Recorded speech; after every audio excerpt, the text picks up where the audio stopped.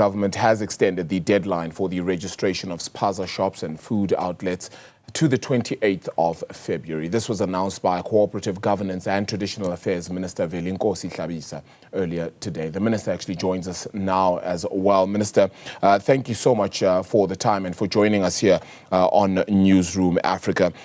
Just won't you please detail the key reasonings for some of our viewers behind why you felt the need to extend the deadline? Good evening, good afternoon, Arabile. My actual full name is Velenkosini Hlabisa. But to come to your question... My apologies. No problem. To come to your question, yesterday evening, as it was the last day to mark the lapse of 21 days given by the President, we held a virtual meeting with all MECs for Cooperative and Traditional Affairs, as well as economic development throughout the country, where we looked at the figures of people who had submitted applications and the number of applications approved.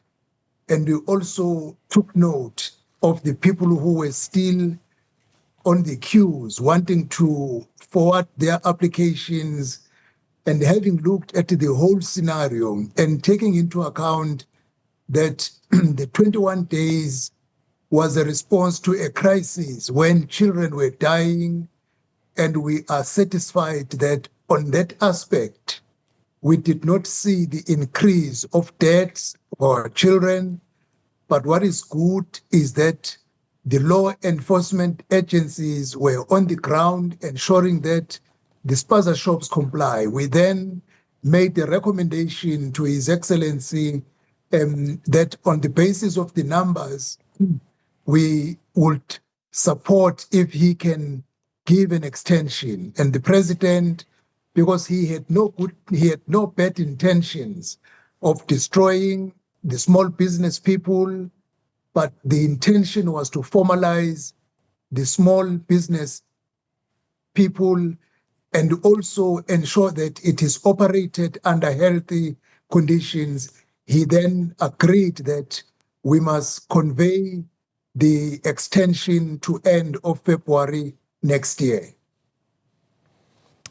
In doing so, I mean, do you believe that that time period is sufficient to register the number and the volume of spaza shops that are still around in South Africa as well, and to cover the full extent of those that currently aren't registered? Is that a full amount? And I only ask that because just last week I was speaking to one of the informal settlement leaders as well, informal traders leaders, should I say, who was really making note that perhaps a 12-month period might be sufficient, considering how long these people have been having these spaza shops, for example, and some of the documentation may be difficult to attain.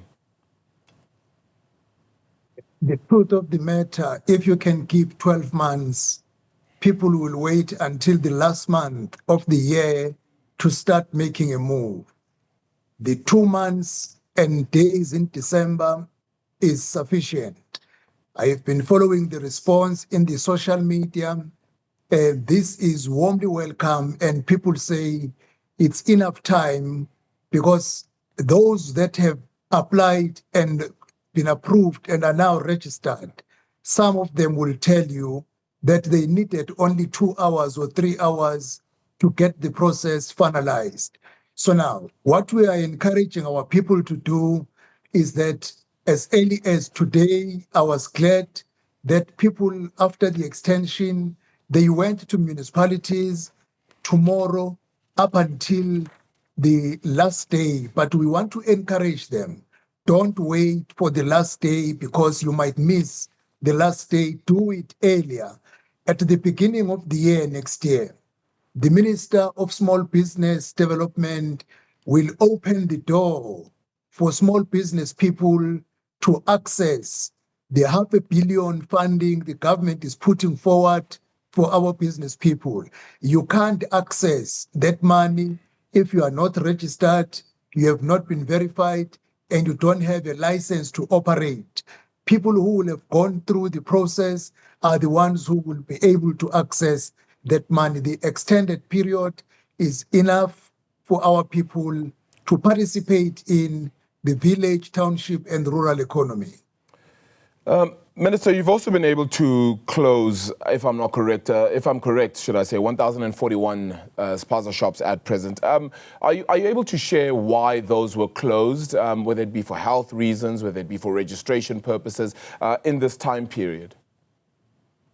Yes, 1,041 spaza shops and other food handling outlets were closed between the date the president had announced and yesterday. The reason is not that they were not registered, because all unregistered spaza shop and food handling outlets were allowed to operate, but they were shut down on transgressing the health regulations. Even now, this extension says go and apply. Any spaza shop or food handling outlet, whether those that have been registered or unregistered, if found breaking the health regulations, they will be shut down immediately. All right. Very interesting one there. You also are, in all of this process, collecting a whole lot of data by doing this process as well, knowing where these spaza shops are, the owners of them, etc. What exactly is the plan with this data once all of this has been set? And I only ask this just for any viewer who perhaps hasn't been part of the process or hasn't seen the rest of it and wants to get a little bit more detail. What will then happen with this data once it is all collected? Firstly, is to formalize this economy. I'm sorry that I did not anticipate the question. I would come with a figure. The spaza shop in South Africa, they control billions of rands. The money in the hands of the spaza shop and food handling outlets in our country. This is the biggest, one of the biggest single sector that contributes a lot in the economy of our country. One, we need to know them in details. How many are they and who are operating as owners of these spaza shops? Secondly, get this economy formalized, supported, practicing according to principles. Support them in terms of how to run a successful business people. The truth is, the spaza shops were in the hands of the South African people and it fell away to foreign nationals. We need to ask a question, why? What do we need to support the South Africans to once again run this economy and be in their hands and support their families? Lastly, the registration process is going to help us. A foreign national who will run a tuck shop or a food handling outlet must be a foreign national who is documented, the one who has a business visa. If he or she does not have a business visa, he or she does not qualify to run a spaza or a business outlet in South Africa. Our next time when we release figures, we said all provinces must tell us how many spaza shops approved going to be run by the foreign nationals. If it is 2 or 10, we will zoom in to look at the compliance in terms of being documented accordingly, in terms of SARS, banking, residential, and the business visa.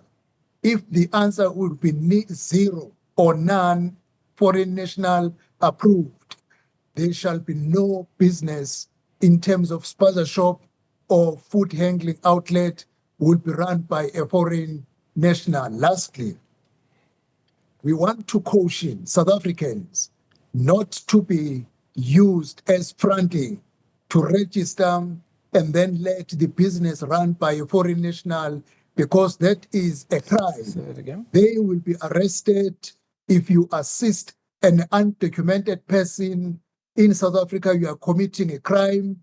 The law will take its course, and fronting is not going to work. A person who applied for a business is the one who will run the business. Minister, 15 healthcare experts then appointed to the Ministerial Advisory Committee to develop prevention measures to curb foodborne incidents. Does this mean that they will perhaps be traveling the country to kind of see how this works? What exactly will their mandate be from here?